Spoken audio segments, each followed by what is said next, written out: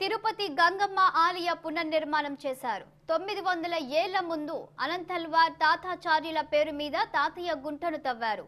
తాతయ్య గుంటలో శ్రీవారి చెల్లెలు గంగమ్మ విగ్రహాన్ని ప్రతిష్ఠించారు. తిరుపతి నుండే గంగ జాతర ప్రారంభమైందని చరిత్ర చెబుతుంది.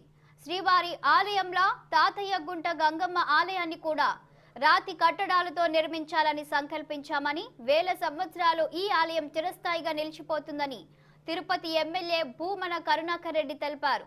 టీటీడీ సహకారంతో ఈ ఆలయాన్ని నిర్మిస్తున్నట్లు ఆయన చెప్పారు.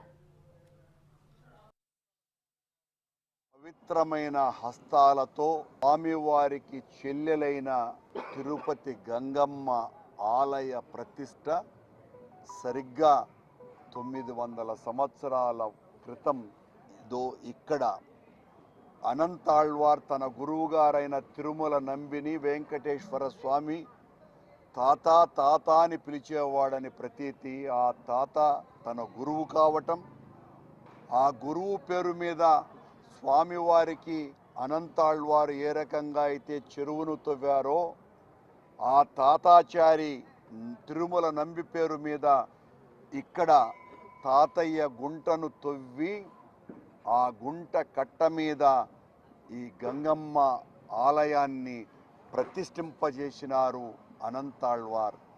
అంత పరమ పూజనీయమైనటువంటి స్థలం మన గంగమ్మ తల్లి దేవాలయం.